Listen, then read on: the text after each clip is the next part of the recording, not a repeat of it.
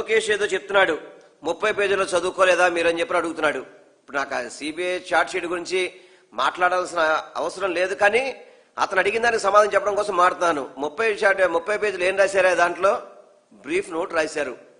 మేము ఈ కేసుని ఎందుకు టేకప్ చేసుకుంటామని చెప్పి రాసే బ్రీఫ్ని దాంట్లో ఫ్యాక్ట్స్ రాసుకొని దాన్ని రాసి 30 దాంట్లో చదువుకోండి మీరు అంట.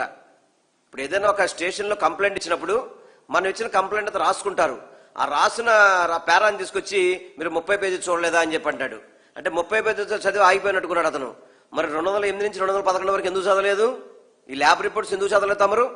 అది ఎందుకు చెప్పలేదు మీరు? ఈ ల్యాబ్ రిపోర్ట్స్ని ఎందుకు చెప్పలేదు మీరు? అసలుకి ఈ ల్యాబ్ రిపోర్ట్లు ఎక్కడైనా కానీ పంది కొవ్వు కానీ యానిమల్ ఫ్యాట్ ఉందని చెప్పని ఎక్కడైనా చెప్పారా? చెప్పండి ఒకసారి నాకు.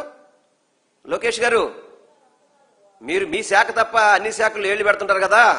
సకల శాఖ మంత్రి గారు నారా లోకేష్ గారు మాట్లాడాలా. మీరు మాట్లాడకుండా మీ ఇష్టం వచ్చినట్టు ఏదో కూర్చొని ఏదో జరిగిపోయింది,